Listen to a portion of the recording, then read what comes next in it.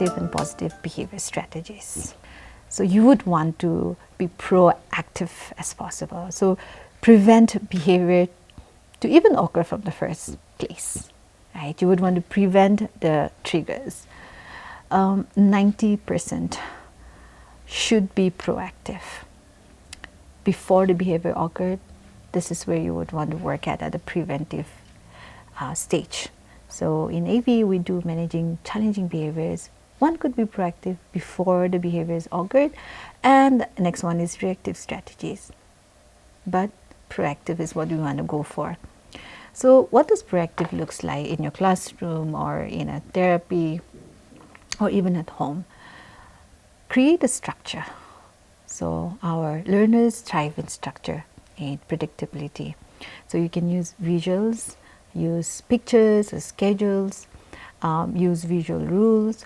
So one example could be you have a schedule at home. So you get up, so there's a picture of getting up, go use the bathroom, shower, have breakfast or have your food, get ready, go to school. Right? So there's other visuals that you can show, and they know what is expected, what is coming for them next. And similarly, we can have that similar schedules in the school. In school, we have our daily routines, right?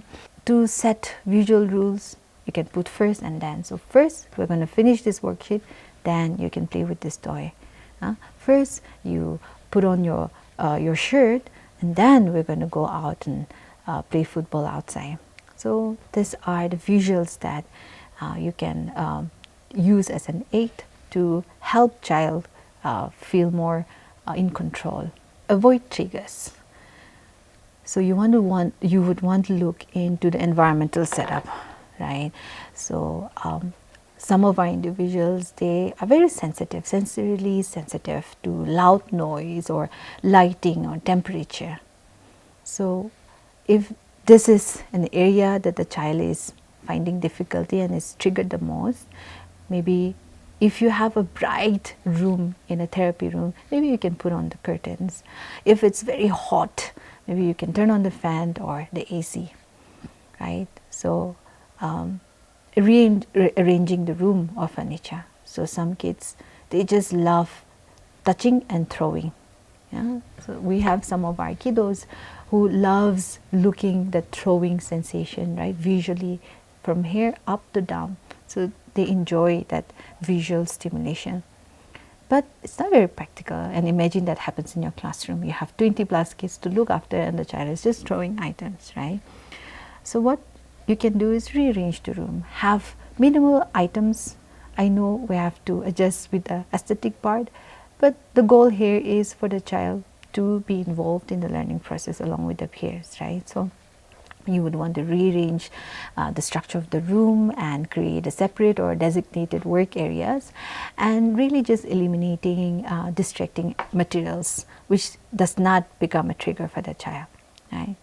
And you can avoid large or noisy crowds if sound is not what the child enjoys, loud sounds, and avoid long delays. Another proactive strategies we can incorporate is autonomy, choice given to them. So when I say autonomy, it's not about doing things alone, but really giving the child the autonomy to have an influence in their own choice, in their own life. So you offer choice boards, right, where the child can express preferences. So the child can select from 4 different items. Oh, do you want to play with Play-Doh? You want to play with Legos? You want to play with Monster Car?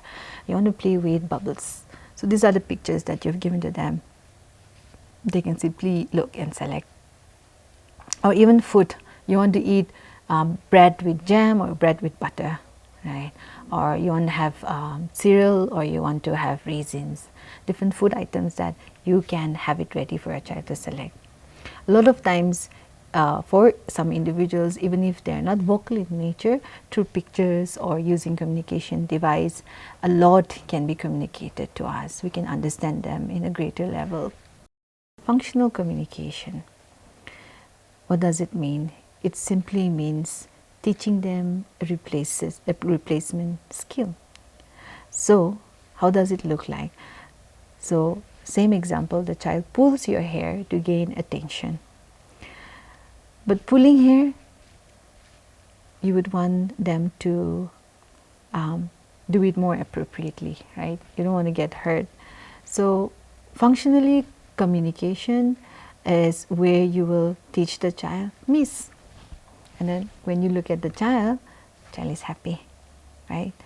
So, you're going to teach the child to call you miss for attention. So, and another example could be help me.